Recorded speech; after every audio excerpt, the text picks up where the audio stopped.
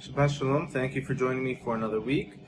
It's going to be a short one, but a powerful one, and it's going to touch into something I always try to remind my friends and family is the three words you should never really fall into is should've, could've, or would've, because then you just keep looping in your brain things that you're not in control of, and there's a voice in our head that's always trying to mess with us to convince us that we're lost from God, or we've made a mistake and we've screwed up our whole entire future and there's no turning back, and it's always coming back to us every day. A lot of this comes from the ego, and it's actually not true. It's all being make-believe. It's not real. And I saw an amazing quote from one of my inspirations in this world, Terence McKenna, which I'm going to read right now. And then a few days after I saw it, I learned this week's Torah portion, and it's spot on, saying the same exact thing. So here we go. Let's get it from Terence first. If the ego is not regularly and repeatedly dissolved in the unbounded hyperspace of the transcendent other, which means higher consciousness, there will always be slow drift away from the sense of self as part of nature's larger whole. The ultimate consequence of this drift is the fatal inui, not even sure what that means, but fatal situation that we find ourselves in, that now permeates Western civilization. So the bad trip we're finding ourselves in this Western civilization of America is due to the ego going unchecked in our brain. And Terence McKenna also had said it's a constant effort, daily, hourly, almost constantly. Humans have to be negating their ego and fighting their ego. So right now we're going to take a micro deep dive into this thing called the ego that dwells inside of us and is messing with us. And I mean, if you had someone who was just like living in the basement of your house and he wasn't welcome and he kept coming up in the middle of the night when you were sleeping and taking all your food and making a mess and then going back downstairs, how long would you allow this person to stay in your house? Not even a few minutes. You'd call the police. So we have something living inside of us that's messing with us, and so we're going to have to deal with it. But first things first, we're going to learn about it. Thank you very much. Let's get it.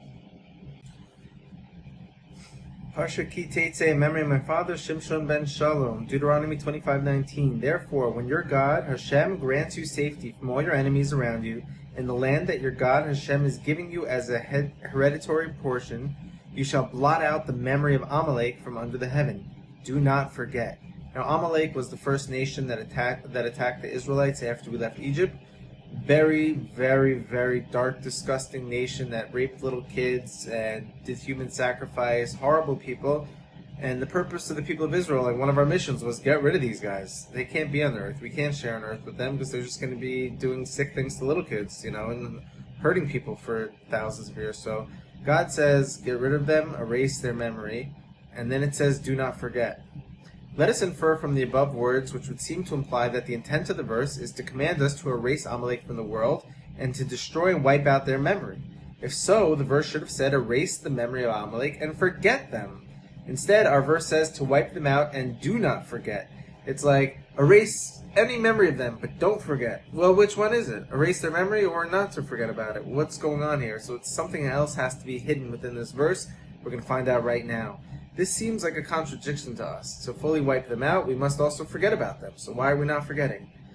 And we can say with the help of heaven that the intent and mission of Amalek, which is also synonymous with the evil inclination, is the following. It says in the Zohar, since a person has a desire from the heart to be one with Hashem, so this Yetzer Hara is only here to come after our heart.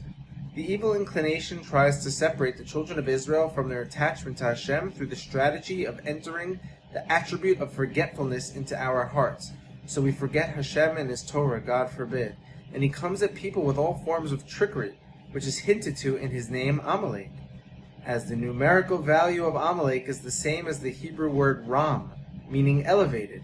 As he tries to inflate a man's heart with his ego, that you're the man, you're all that, you're everything, which is the source and foundation for all evil. May Hashem have mercy. So we've been saying this for thousands of years, and comes Terence McKenna, one of the greatest thinkers of our generation, and he's like, if the ego goes unchecked, you're going to end up with Western civilization. That's how Rome's been in power for thousands of years, being like, oh, are you good looking? Okay, then you have importance. Oh, do you have money? You have importance. Oh, you don't have those two? I don't know if you fit into society. Like, we've created a really bad trip. I don't know if we realize how bad this is. But the Torah is now in agreement with Terence McKenna, saying this ego is dangerous. And on this, Hashem says regarding the ego, this is huge. The Holy One, blessed be He, said, he and I cannot dwell together in this world, meaning your ego and me can't dwell together in your brain at once. You choose. It's all you, or it's me inside of you. If it's all you, I can't come in. There's no room. It's like trying to play 2 video games at once. So it's like, yeah, a few chess masters could do it, but no one watches 2 TV shows at once, 2 video games at once. It's just you do one thing at a time. So God's like, you either have me inside of you or you inside of you. So for us, it's much better to just say, I'm humbling myself. Let the Creator fill myself up with His Spirit, as opposed to me being like, I'm the man, I got this. No, you don't. You're all alone now. So that's what God says. I and you cannot dwell together in this world. Choose one. And similarly, Amalek is also the numerical value of the word mar, which is in Hebrew bitter. As he tried to enter bitterness and sadness into us, depression. As well, the word Amalek is also the numerical value of the word safek, doubt, to cause us to have doubts about our faith in Hashem, as it's written. The place was named Massa and Meribah, a place in the desert, because the Israelites quarreled and because they tried Hashem, saying, is Hashem present amongst us or not? We don't know if God's with us anymore, which is exactly what's going on today in a lot of people's minds. They feel like, I'm a bad guy, I'm sinning, I break Shabbat, I eat not kosher, I'm not a good Jew, so God's not with me. Whoa. Is that an organic homegrown thought, or is that coming from Amalek? Is this safek, this doubt coming in your mind? We have to be certain that God loves us and God's with us no matter what, or no matter how far we go from Him. Is there a child who could do something so bad that a parent would never have love for a child? God forbid. God will always love us. So the thoughts that are coming into our brain that tries to convince us otherwise, it's not from our soul. It's not real. We got to get rid of these doubts, these thoughts, our ego, depression, sadness. None of it is real. Trust me. As well, Amalek is the numerical value of Atzlan, which means lazy. As he tries to bring laziness, first of all, do you understand the numerical value means the numbers of these letters added up equals to the numbers of these other words. Lazy, as he tries to bring laziness into a person's service of Hashem. And all of this is with the intention of bringing people of Israel to a place where they forget about Hashem and His Torah. God forbid. This is why our holy Torah commands us to erase the memory of Amalek from under the heavens, which means to say, to erase this evil inclination, erase his reality, which in essence is all these negative attributes we host within us that are all hinted to within the numerical value of Amalek. And then you will be worthy, at the end of the verse where it says, don't forget, it wasn't saying don't forget about Amalek, it means that you won't come to a place of forgetness. If you erase Amalek, you won't forget. You won't forget Hashem and His holy Torah, and you will attach yourself to eternal life. And this is the correct way to think and see things with the help of Hashem. Amen. Wild.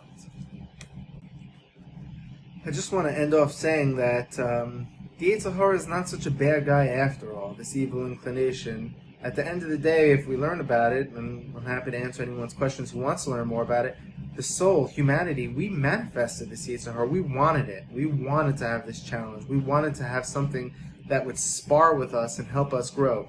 So the Yetzer Hara can actually be like a dragon that you use to fly. You know, everyone watched this game of dragons, the Game of the Thrones recently.